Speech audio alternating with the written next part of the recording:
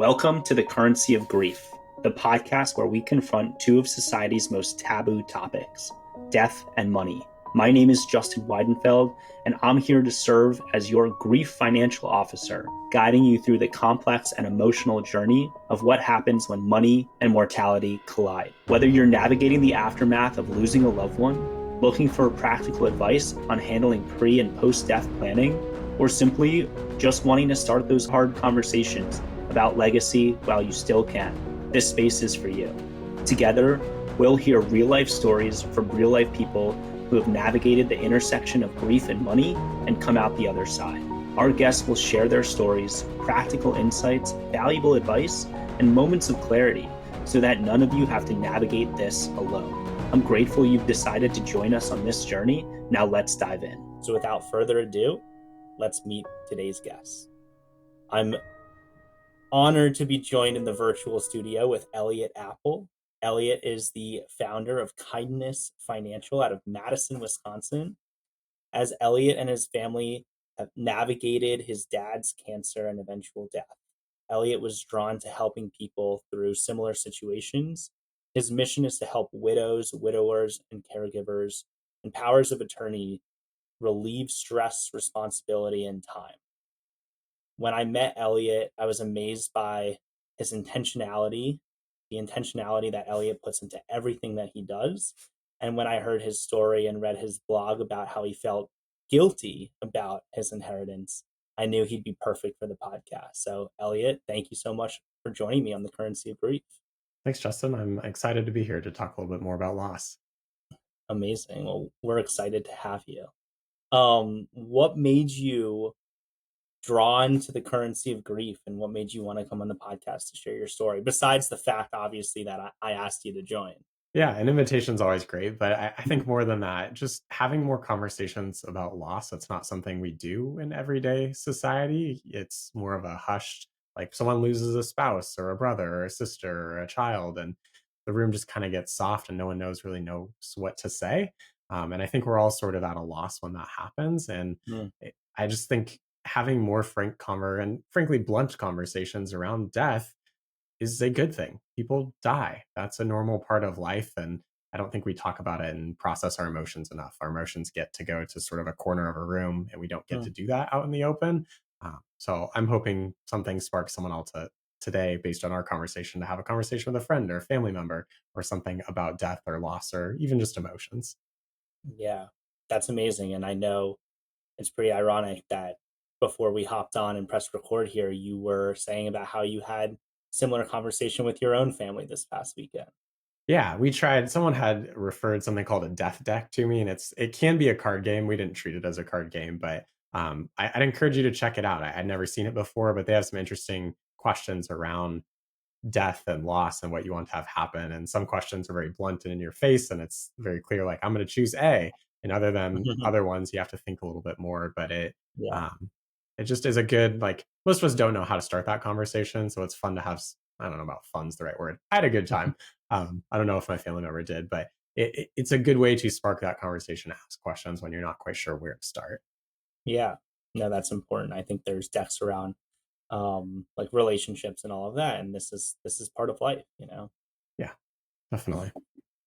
All right, so Elliott, on the currency of grief here, we don't hold back, we dive right in.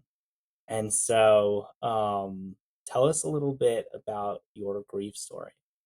Yeah. So I know I've shared a little bit with you already, Justin. So if I skip over a part, feel free to call it out because I'm not always the best at recalling my story. But essentially, my dad was diagnosed with stage 4 lung cancer when I was about 25 years old, which is kind of an awkward age. I have older parents, but even by that standard, was still kind of on the younger side. So not a lot of peers to turn to at the time of like what's happening. So sought a Mm. lot of support in online support groups and that sort of thing, just because a lot of people hadn't been through the loss of a parent or a parent getting really sick. Um, I kind of dissect my grief story, but also his journey are interwoven. But essentially, year and a half of cancer treatment. So a lot of camaraderie there. There's a lot of resources at the cancer site that he was receiving active treatment. And so we felt well supported. Sort of the awkward middle of we stopped treatment. He beat cancer, if you will. He beat the odds. It was sort of a miracle. And then that happened for a period of time, and then sort of the end, which was really the worst period of time because cognitive impairment came on and other things, and you sort of anticipate loss before it even coming. And that's a really hard thing to work through because you've sort of lost your parent, but your parent's still here and making your life at times. Not so ideal. I don't know. Can we swear on this podcast? Is that an okay thing? Sure. Kind of Yes. making life a living hell at the time. Yeah. So it's one of those things where 7 years, you don't expect that going into a stage 4 lung cancer diagnosis at Yeah. the time. It was about a 50% survival rate for, I think, 6 months at the time. So Yeah. like he was, if we have two ends of the spectrum, he was the very, very far end in terms of survival. And um, I got tired by the end, very, very tired of everything that was going on. So that's the short story. Feel free to ask more questions. We can dive into each section more if we want. Yeah. Well, let's go. Well, thank you for sharing your story, by the way. I know it's not always easy to recap, but um, before cancer diagnosis, you're obviously 25 years old when it happened. So describe a little bit about your family dynamics, your childhood. Yeah. So my parents divorced when I was young. I was about 5 or 6, but they remained friends, which is an odd thing, I think, in today's day in society. I always like to joke. I had a tennis um, partner that I played with in high school, and it wasn't until the second year of us playing that he actually realized my parents were divorced because they would show up two tennis matches together. But things weren't great when I was little. My dad had substance use issues and overcame those for a long period of time, and then relapsed sort of near the end of life. He was prescribed some pain meds for, we'll assume, legitimate pain. And then that sort of got taken away at certain times because he couldn't follow the pain conduct. Like he went to a pain clinic and sort of went outside the bounds of that at certain times, seeking it through a hospital and other things, which um, made it challenging. So all that to say is my dad and I had at times a very contentious relationship. It wasn't great when I was younger. It improved over time. And then when he got sick, I'd say it got better. It's one of those things where your dad's life kind of hanging in the balance. I think he finally realized, like, could have shown up a little bit better, could have done that sort of thing. It wasn't ever really vocalized, but more of just the emotion in the air, if you will. Kind of one of those Yeah. things that you just feel and you understand. So it wasn't the best relationship, but I certainly loved my dad, and I know he loved me. I think my mom summed it up best when we did a viewing of his body at the end of life. She said, "I hope you know your dad loved you the best way he knew how." Mm, yeah. And I think there's an pressure of a lot of people to express love, and I think you that's all you can control is controlling your controllables and loving people the best way you know how, and some people do it differently than others. Yeah, and sometimes we want it to be different, and it's just not that way, unfortunately. Yeah, the Mel Robbins "let them" theory. It's let them love you how they know how. Yeah. um what was so did you always want to go into financial planning as a 25-year-old or before that? Yeah, so even before that, I did sort of the college thing of I knew I wanted to be something in business, and you start going through your general classes of marketing management and so forth, and went through all of them. Finally got to my finance class, and I was like, "That's the one." I Mm, want to do something in finance, and then it was really a decision of do you want to go the corporate finance route or the personal finance route, and ultimately decided I liked the combination of uh, sort of the math and the science and the planning, the technical side of things, if you will, and then marrying that to the emotional side of things. I really enjoyed that with personal finance, whereas corporate finance, I suppose there might be a role out there that can do that, but I don't know what it is. yeah, So went the personal finance route, and yeah, I've been doing this my entire career. I started as an intern in college and just have been with it ever since. So yes, I was a financial planner through my dad's illness when he got diagnosed and all that. got it. Well, knowing that, what was one of the hardest and most unexpected things that you had to deal with immediately after the diagnosis, immediately after the loss? Yeah. So diagnosis was sort of the struggle was me. I'm a very type A person. It's like, let's go all get all these things done. Right. My dad didn't do great planning. He didn't have a will. He didn't have a durable power of attorney for finances. He didn't have advanced directives or a DPA for healthcare. So it was really like, let's go do all these things. And thankfully, my dad was pretty receptive to that during a difficult time. But it was like, how do we line up all the different things? And some of the emotional things, like my dad made really good brisket. How do I learn that recipe? How do I learn to cook it? Because I'm probably not going to get the chance any longer with him to do that. So that was immediately after. Is like, how do we accomplish all these other things while you battle the illness and everything else that comes along that? Um, Immediately after death, I, as I told you, I think previously, like life got easier and simpler. Life was better, and I know that's kind of a weird thing sometimes for people to hear, but if you go through 7 years of this isn't ideal, and I'm not having a good time, and I'm depressed, and I'm anxious, and all those things going on, suddenly all that goes away when your dad's dead. Mm. And so, um, it got easier in a way. I also, I had shared with you, I think previously, like I discovered a month before my dad died that I had a half sister, and that was huge news. And maybe we'll talk about that a little bit more. So processing the emotions around that, I'm still processing that nearly 2 years later of like, what does it mean to have a half sister and growing up as an only child? Um, but now you have a half sister and you have a nephew. Like, Mhm. what does that mean? What does that relationship look like? And I don't have any perfect answers for that, but um, that's the struggle post death. Yeah. Did so you mentioned all the things that you wanted to accomplish together after getting this diagnosis of stage 4 lung cancer. Um, did and the good brisket was the one that stood out to me the most. You have to Yeah. get that recipe, obviously, but um, discovering that you had a half sister, like, did that change anything financially? No, not financially, just because um, whether my dad knew about this half child or not, my half sister and I speculate, both like we'd had many conversations back and forth about our parents, and Mhm. what they knew or didn't know, but financially, nothing really changed. Okay. Um, who gave you support during those 7 years?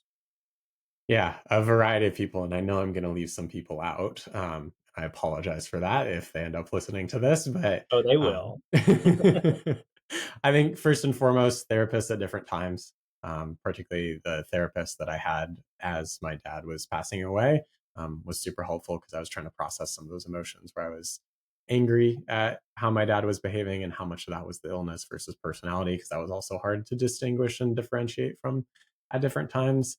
Um, so therapist, online support groups, as I mentioned, those were invaluable during the cancer years, just because you can't turn to your friend and be like, hey, every 3 weeks we're going to go to the cancer treatment center. And there's some bright spots there, but for the most part, it's pretty darn depressing.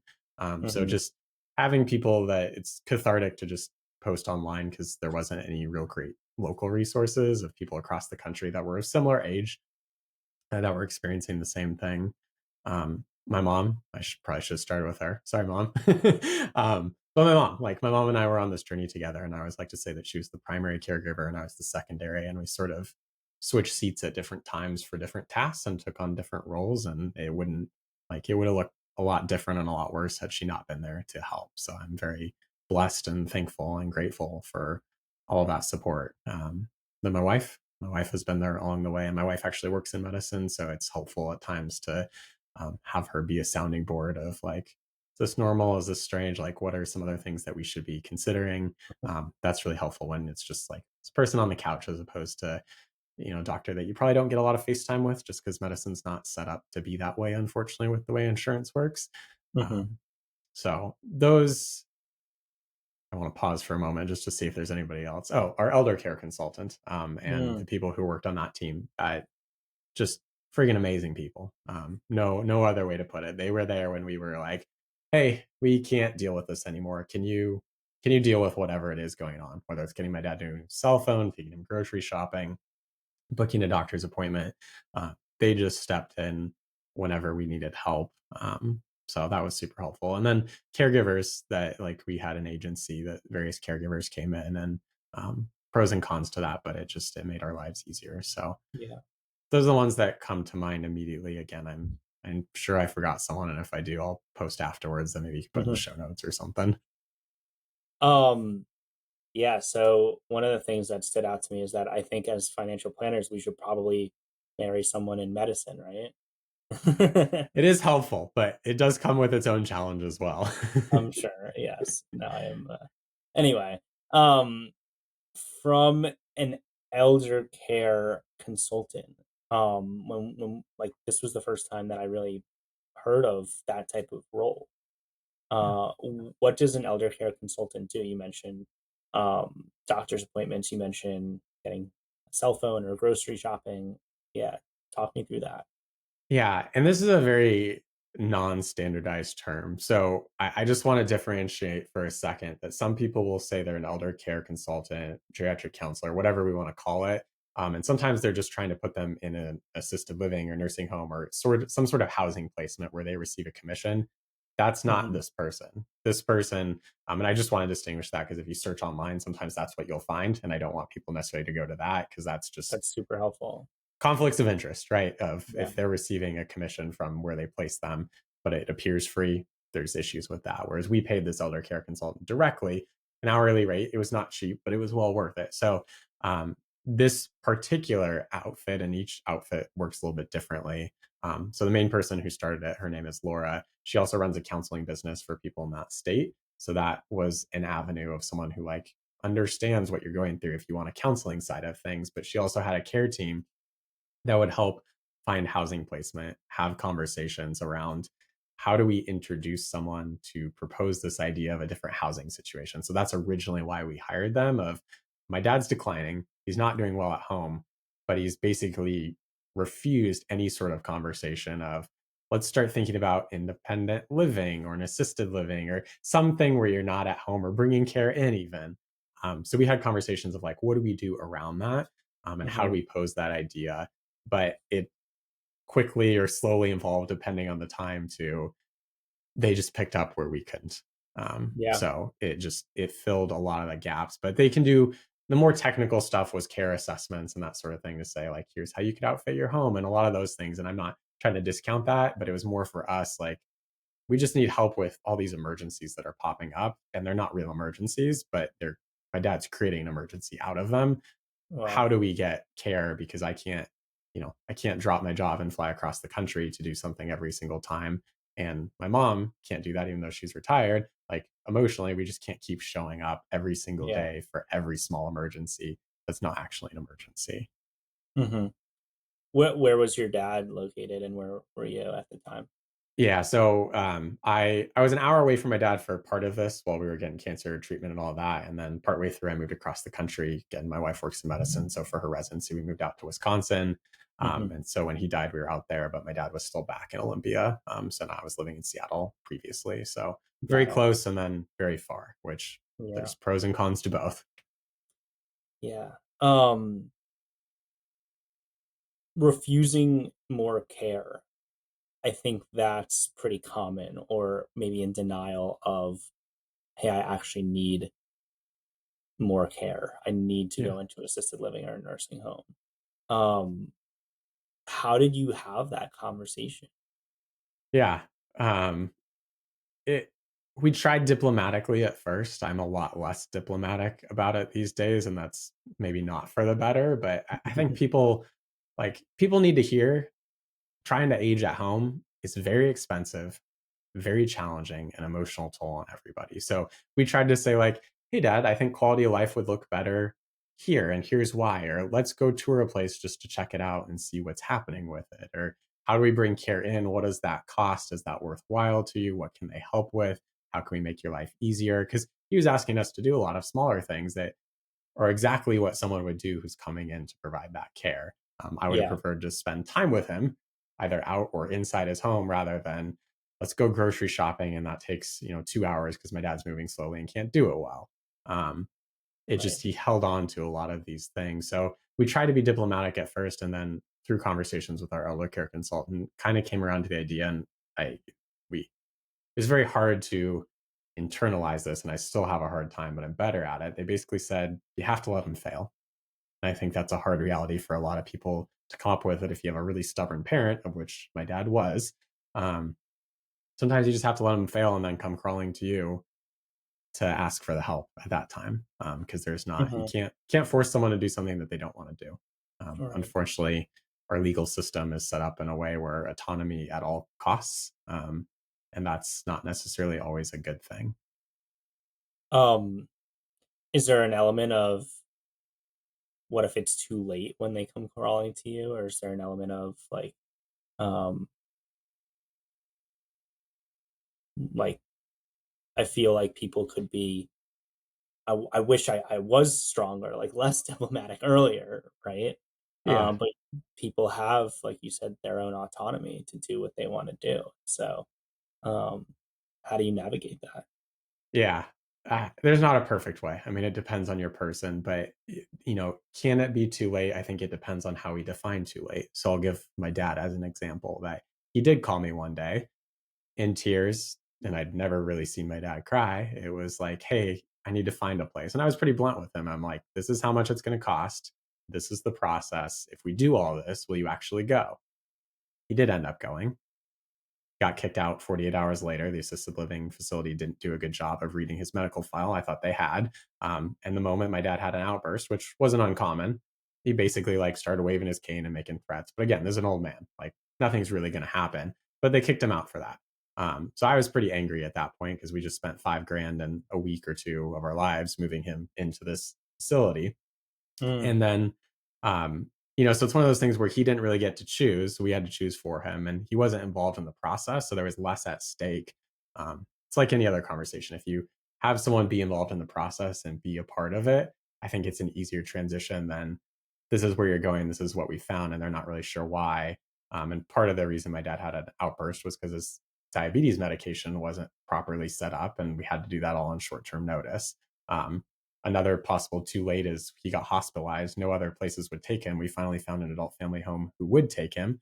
Um, but they were just frankly money hungry people. The first time I got on the phone with them, they said, "He's private pay, correct?" Before saying hello, before saying, "How are you?" before anything else, it was, "He's private pay, correct?" Um, so that just gives you an idea of like what that adult family home was like. And that was his only option at the time because he was getting discharged from the hospital now that he had a place to stay. wow. So I think it can be too late. And I share those stories just because if you like, I've seen the other side with clients I've worked with, people who've told me stories of like someone moves into independent living and slowly transition into different levels of care, and they get to see it and they get to choose it and be a part of the process. Like it's a much better experience as opposed to, "Hey, I'm just living at home until I fail or I can't do this anymore." And then it's an emergency to go create that. And that's not a good outcome for anybody involved. Yeah, that makes sense. So what I'm hearing you say, just to summarize a little bit, is it's better to be. You have to let them make their decisions, and fail on their own, but it's still better to be proactive in your healthcare, taking care of your health, whether you have cancer treatment or just any type of elder progression. It's better to be proactive and see and have the autonomy to like move through those different stages than to wait until something sudden and then your options are a lot more limited. Yeah, that's a great summary. And I just want to add to that as well of if we flip the script for a second, right? And I say, "Hey, Justin, you're going to move to this place or this is going to happen," right?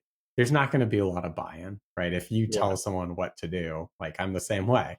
I don't like that. But if I am involved in the process and that's going well, that's good. So I'd say just be open to those conversations. You like the first time you have a conversation, it might not go well. And that's Hmm. okay. There might be an opening when something else happens, right? Maybe they have a slight fall or something scary happens, or they have a conversation with a friend, or I don't know, it's just a different atmosphere the next time you have the conversation. And that goes better. So just be open to those conversations. Don't shut it down completely. Be open to it, but know that you can't force someone to do something. Yeah.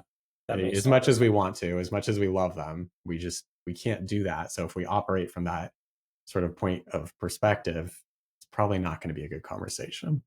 Hmm. You mentioned this one place that asked private pay. And then also there was a lot of, you had said 7 years of cancer treatments.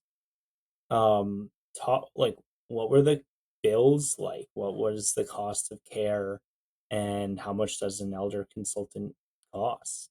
Yeah. So keep in mind, this was 7 years ago. We've had rampant inflation. So I have no idea what it costs today. But I think at the time we were paying like 150 an hour for the elder care consultant. And again, well worth it. Expensive, yes, but well worth it. Very valuable. Um, Hospital bills, like my dad was out of pocket maximum each year. So whether that was five or six or $7,000, but it was pretty wild. Being a financial planner, I've kept some of the explanation of benefits and the different spreadsheets and the different billings just out of curiosity. Yeah, And some years he was billed 300, $500,000 or so. And then the insurance allows maybe 80 for that year. And then my dad's paying seven, just as an example. So it wow. just, it all feels made up in a way. Um, it's just an interesting system we have at this point. And then in-home caregivers, I want to say the agency was running anywhere between 30 and 40 to $45 an hour, but often with a 3 to 4 hour minimum. So you were looking at, 100 to $200 a day. Cause oftentimes my dad would have people come in and, cut strawberries, clean, do that sort of thing. And then they'd sort of run out of things to do, but still had to be there for the time period. Did were they weren't there 24/7? No. Okay. Yeah. Um, Interesting. Okay, that's really good to know. Um, is there anything else financially, like as you were navigating the 7 years, that is important to know and understand? Um, I just financial planner hat more Yeah, so than son hat, but I keep it experienced this as on. a son too. Is just like, and maybe we can spend some time talking about this, or you can tell me, hey, this isn't appropriate for the audience, but a durable power of attorney for finances is super Yeah, important. And I've discovered this being a financial planner, but I've also lived this as a son. So like my dad just stopped paying bills at one point. My mom walked in, found a shoebox, and it was just a box full of bills.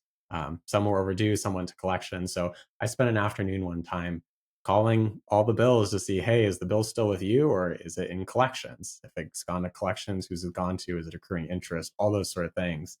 Um, and I needed that durable power of attorney to actually talk to some of them. Some of them wouldn't talk to me. Some would give me general information about how to pay because I was just like, pretend it's not my dad.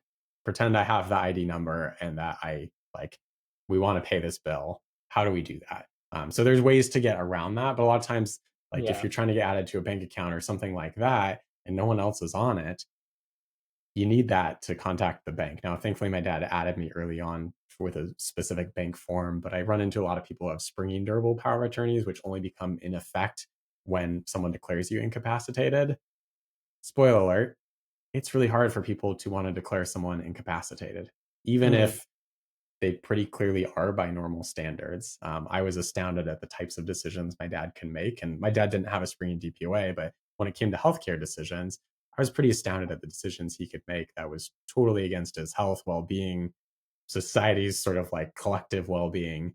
Um, wow, so I think that's just important to keep in mind that if your parents, if you don't have one, right, and something happens to you, who can actually take over? It's a much harder process. It's a court process. It's very expensive. And so people skip these a lot of times, but it ends up being a huge mistake if something does happen. And inevitably, something's going to happen.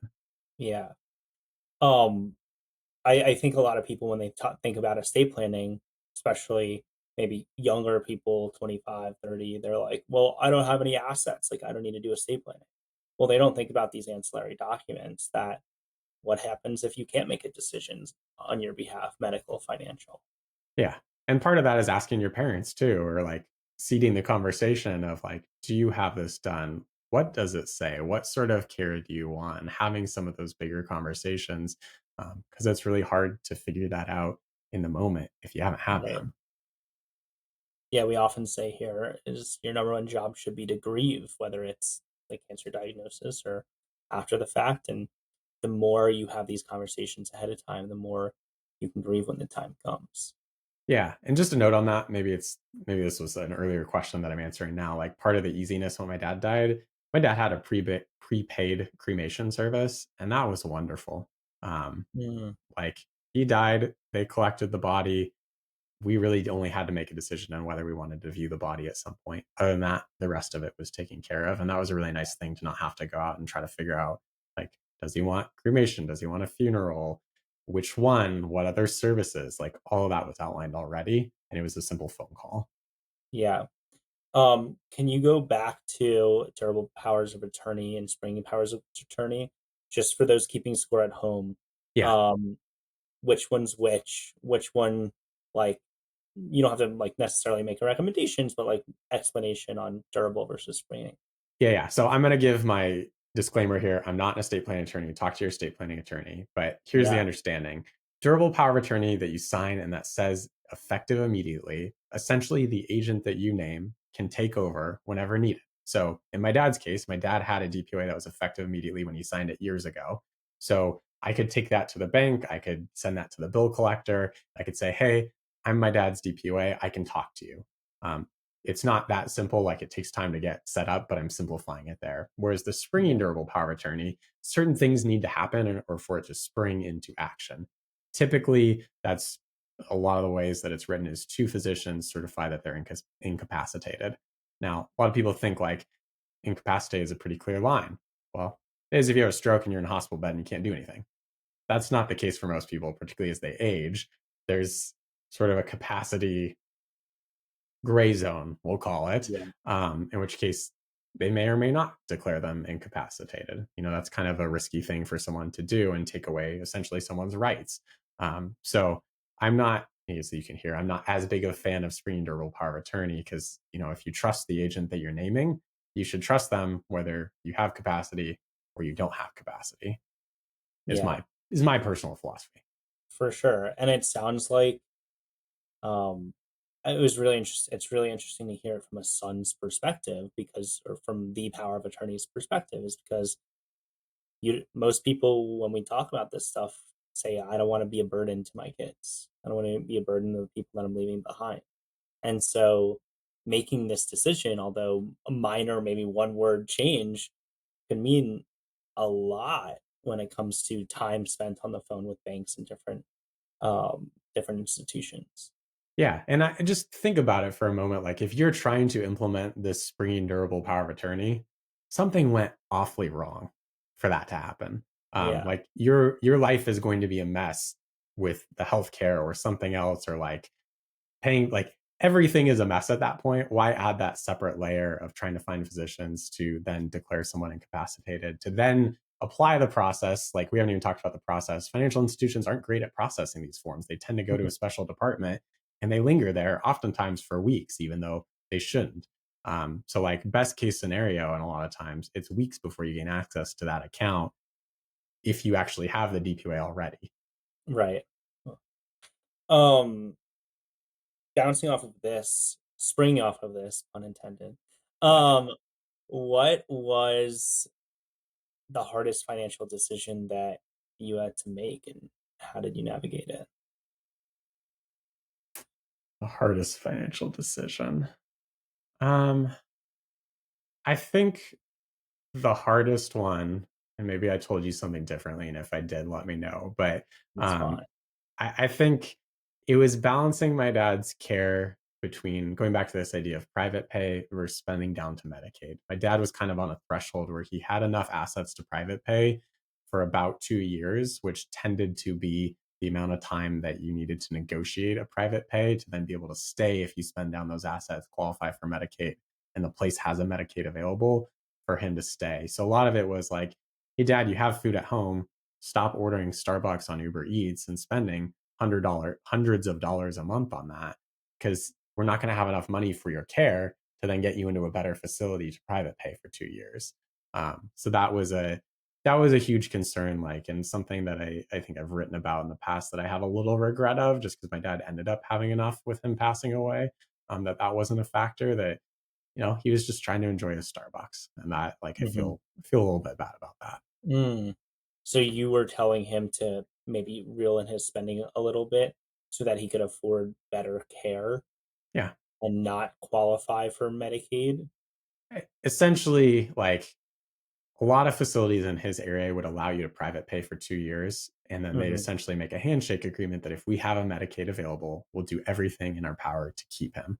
Yeah. Um, if he kept spending on Starbucks, he wasn't going to have those 2 years. So we wouldn't Right. have that ability to negotiate and get him into the better facility. It would just be wherever he can go.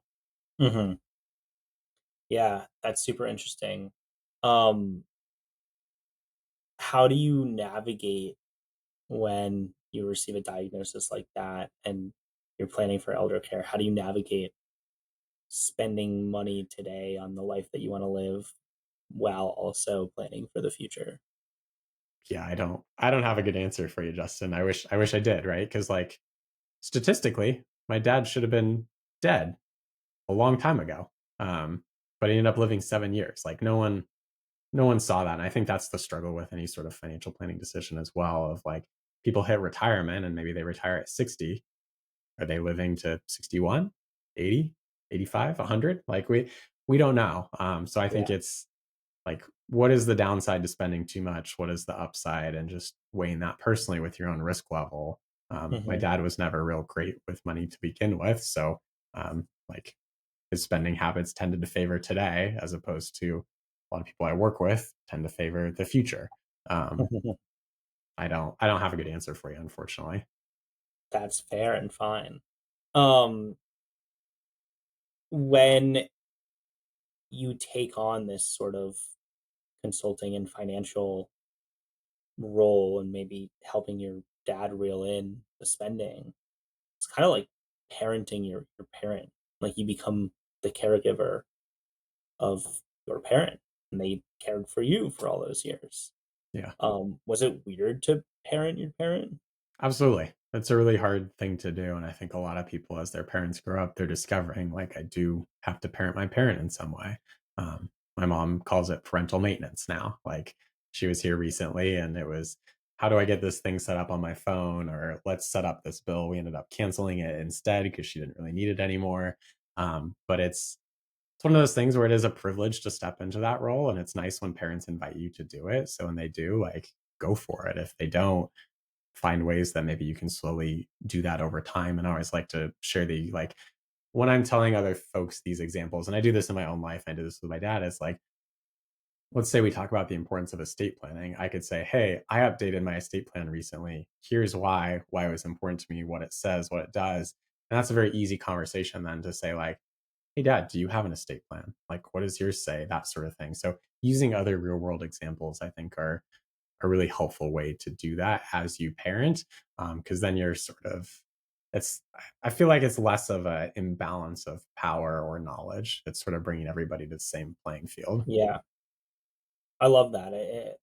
We're always looking for conversation openers of how to have those legacy family money um, conversations to make sure. And I had a family money conversation this past weekend, and you asked if I had a nice, relaxing, long weekend. Like most of it was, yes. But it actually ended up being an incredible conversation because we talked openly about it, and we left like more energized and empowered um, than really I thought going in. And so, yeah, I guess what I'm hearing is like if you're role modeling it for your parents, "Hey, I updated my estate plan. Here's why." You're opening up that conversation, and now they can add in their own philosophy, whether they have documents, what your role is in their estate plan. Yeah. I mean, how did you open the conversation with your family? It was like pre-planned, but I opened it. This is actually a really good question because I opened it as like, "Hey, listen, we're all on the same team here. Everybody has unlimited timeouts. We can take a break at any time. We can press pause at any time. And if it gets too emotional, we can bring in a third party to like help facilitate this conversation." Yeah. And that third party is so helpful. Like when we talked about the elder care consultant, that's something they often did. They were the independent third party. Like it's different if you're trying to parent, like we talked about parenting your parent. It's different if it's a third party saying the same thing. We could say the same exact thing and it's going to hit differently and be Yeah. interpreted differently coming from someone else. So sometimes you just need the third party. Yeah. Even in our role as financial planners, but to bring in a professional is super important as well. It's more trust versus, oh, it's my kid, like I raised you, like you don't know what you're talking about. Yeah. um how does in your experience, how do you feel your parents' generation talks about money and death and legacy versus or in comparison to our generation? Ooh, that's putting me on the spot. I Again, this is going to be person and family independent, but I Yeah. think generally I fall in the millennial generation. I think millennials generally talk about money more openly than say a boomer generation, as an example, just because they grew up not talking about it. Their parents didn't talk about it. It was a hush hush type situation. And I think over time, like we're just more open about like what are we getting compensated in our role as at work? Like how many vacation days do we get? And we're just more open to having those types of conversations. It's not perfect. I met some great people who are part of the boomer generation that are very open to their kids, and want to lay out good, like, how do we steward this money as a family and how do we make the most of it for our communities, which is great. Hmm. But I think generally, if I were to stereotype, millennials are a little open to that. And Yeah. even the next generation, my understanding is they're even more open to some of these conversations as well. Yeah. That's great. Um, what is something that you didn't expect to be hard, but was really hard?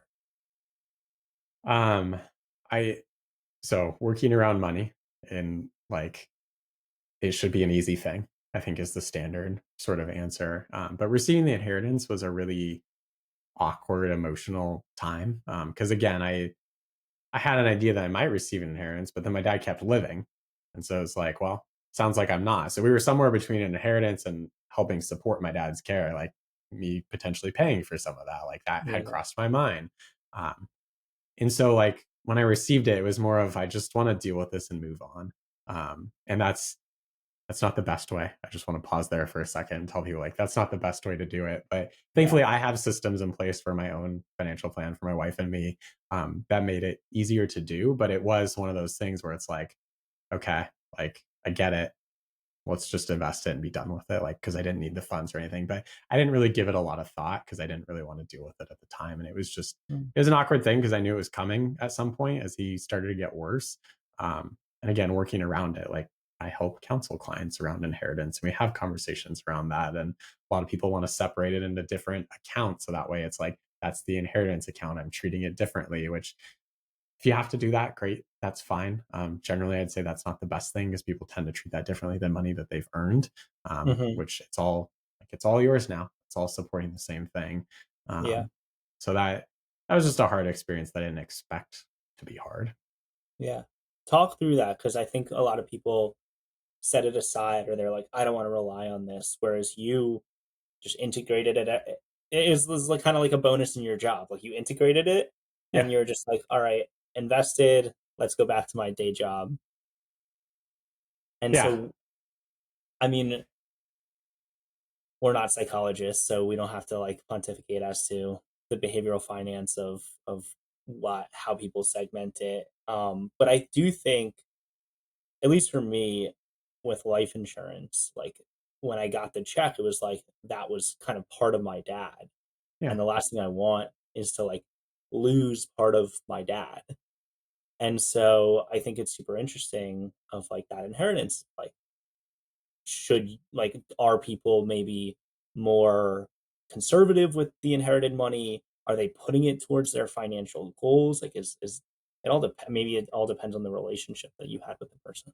Yeah, I mean, that's definitely a factor, and, like, where did that money come from too? Like, my dad didn't necessarily earn that money. I know that was inherited money, and that came from the sale of some real estate previously. So that was also, like, just another emotional complexity to that. And, Yeah.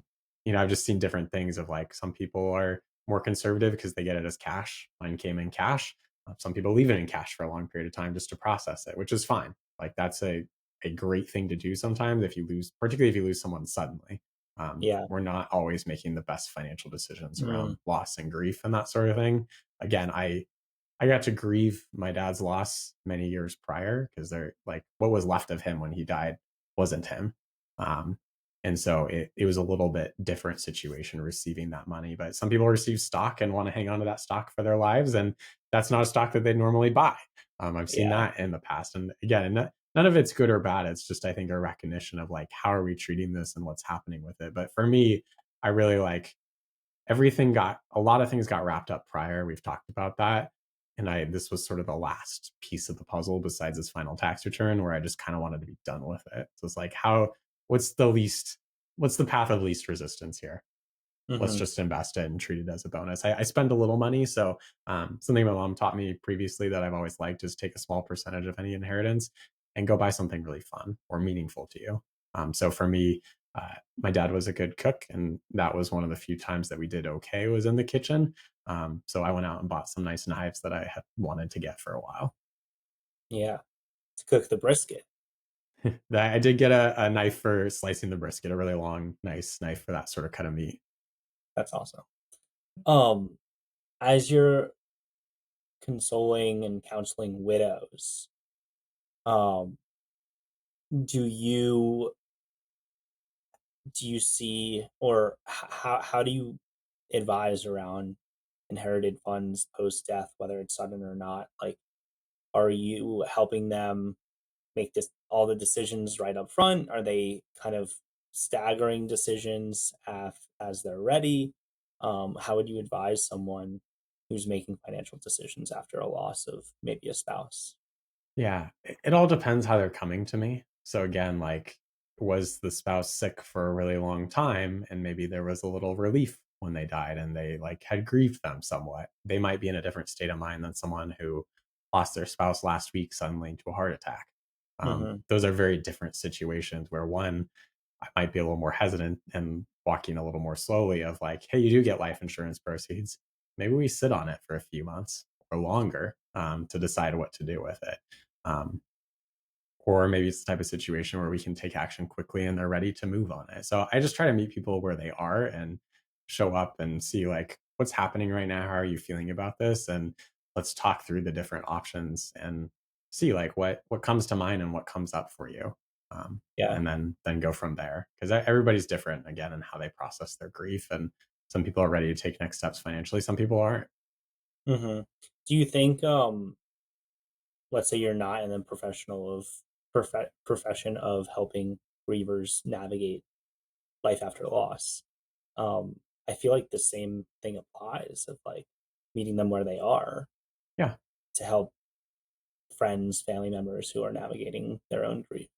Yeah. I think just be curious. It's not a prescription, right? It's not like we grieve on this timeline, this day happens, and this happens, then this happens. It's all sort of a squiggly line and all messed up and intertwined. So just ask quiet and don't be afraid to go there with people, right? Like the people who, in my experience, and maybe you've experienced this too, like the people who had lost someone weren't afraid to ask questions about my dad and like what Yeah. it was like, right? The people who they like, what was your dad like? Like, that's a question I like answering because I can share Mhm. the good and the bad. Whereas other people who weren't quite sure what to say, I was like, hey, sorry for your loss. And it's like, that's nice and all, but like, what do I say to that? Thanks. Pretty close-ended question. Yeah, that's the end of the conversation. So I'd say, don't be afraid to ask questions. What were they like? What's a favorite memory of them? What, Mhm. how would other people describe them? Just just get curious. I don't think anybody's going to be offended by those questions. And you can tell quickly, like if someone doesn't want to answer it, you'll know it and you can move on. But Yeah. I haven't met anybody that doesn't want to describe someone that they loved. Mhm. And another thing is to don't be afraid to say their name. Yeah. What was your dad's name? Daryl. Daryl. Yeah. Don't be afraid to say their name, um and be comfortable with the emotions as well. There may be emotions to what was your dad like? There may be highs of like cooking brisket and lows of outbursts, and and it's okay to sit with them in the emotions and meet them where they're at, like you said. Yeah. And silence is okay. Yeah. For our generation, silence is tough. We got to take out our phones or do something else, but you're right. Yeah. Um, how has this experience changed the way you've talked about money and planning with your own family now? Yeah. So I think I'm a little more open at times to like, I give the conversation. My mom was in town recently and we had a good conversation with the death deck and everything else that was happening. So just trying to be more proactive about planning and avoiding some of the types of things that my dad went through where we sort of had to guess on what he wanted because at times he wasn't really able to make those decisions anymore.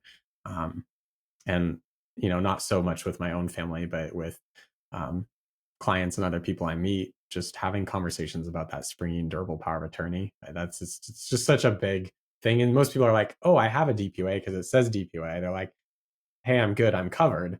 But then they go read their documents and it's like, oh, that is springing. I do know what that means now. That's not what Mhm. I intended.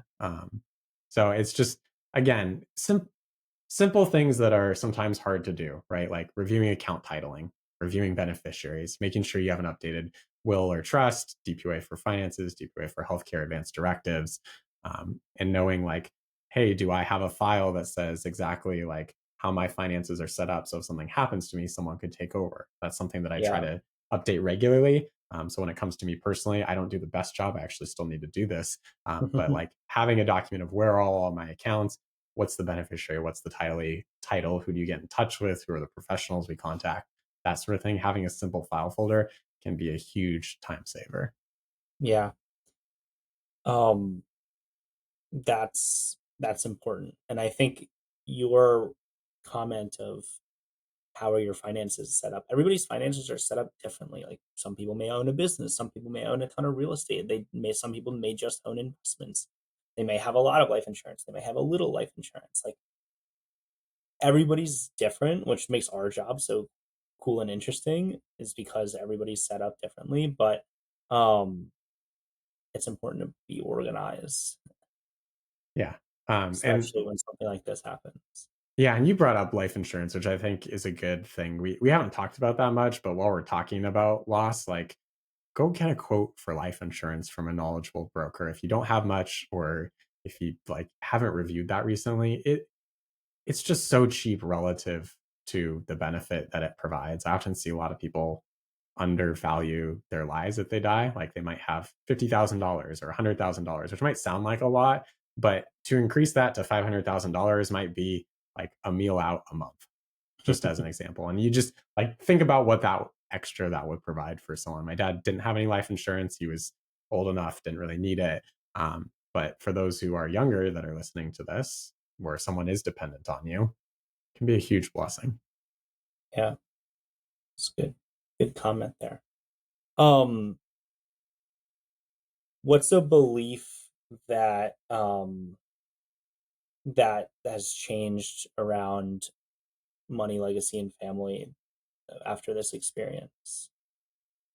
I don't know if it's necessarily changed in so much as it's gotten more ingrained Yeah. and become more fundamental. It's just the idea of simplification, making things Hmm. as easy as possible.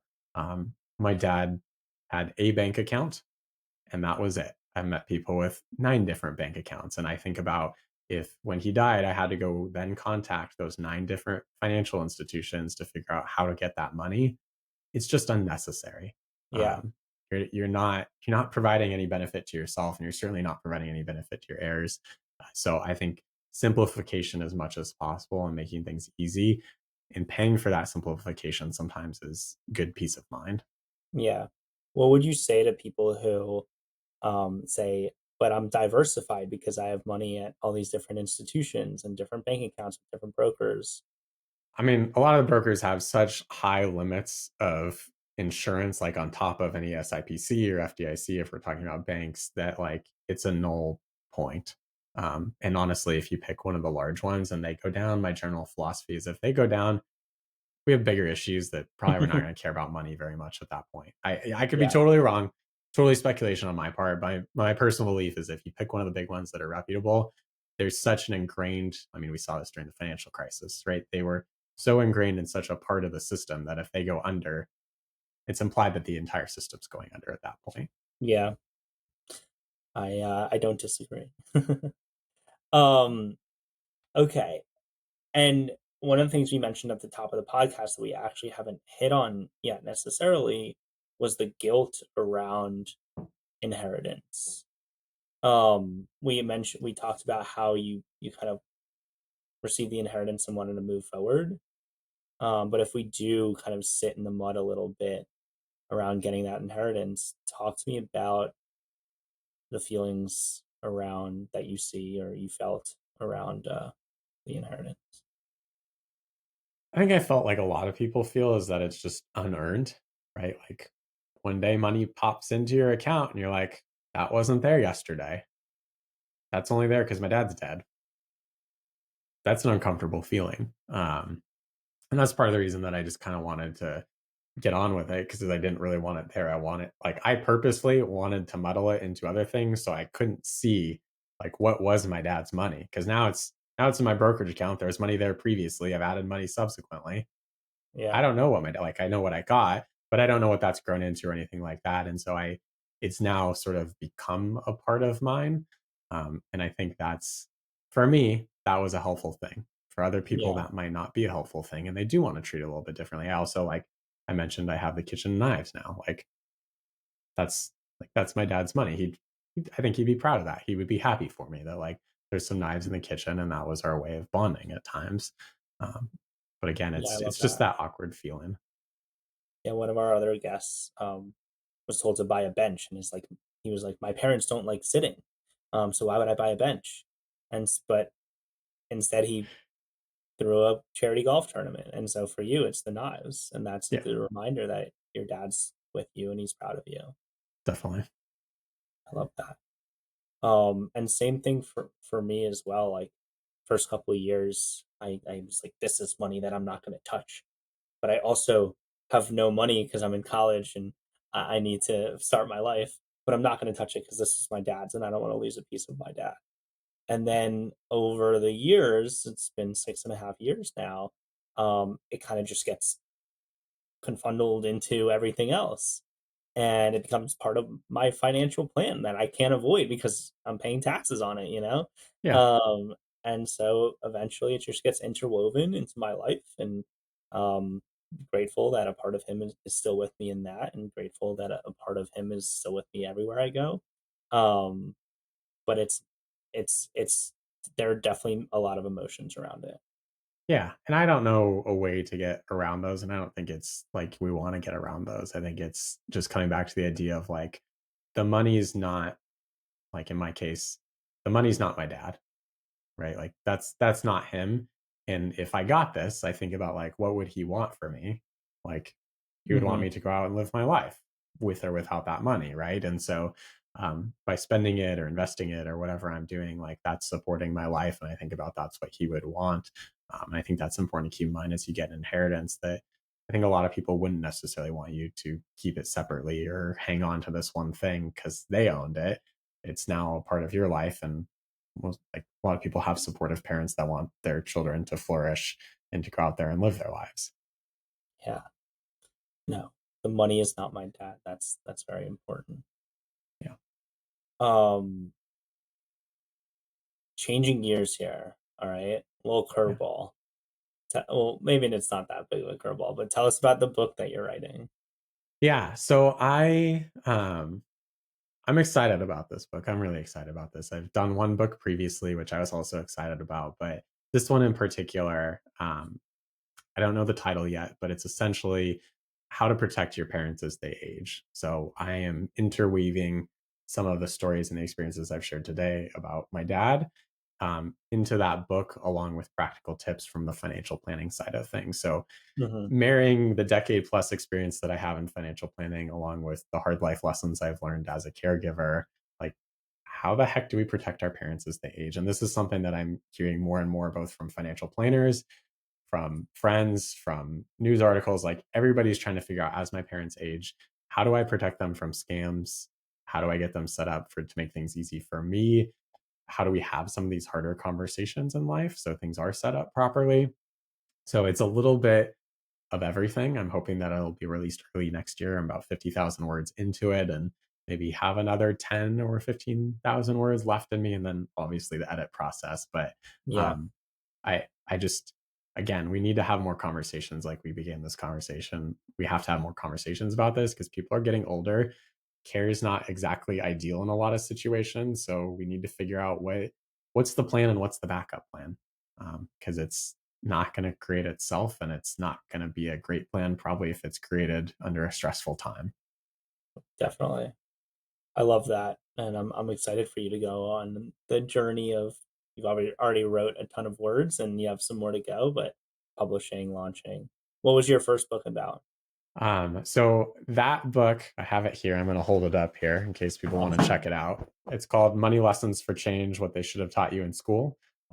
So this book came about. This was more of a passion project. I kept getting questions from clients over the years of what book would you recommend for my kids, generally about money. And I had specific books around like just investing or specific topics, but not a comprehensive thing. So this book's really meant for people in their 20s and 30s as sort of a launching pad. What are best practices? Um, Mhm. so I'm very proud of that, and actually I've come back to that and a lot of other work that I'm working on at the moment. That's awesome. Cool.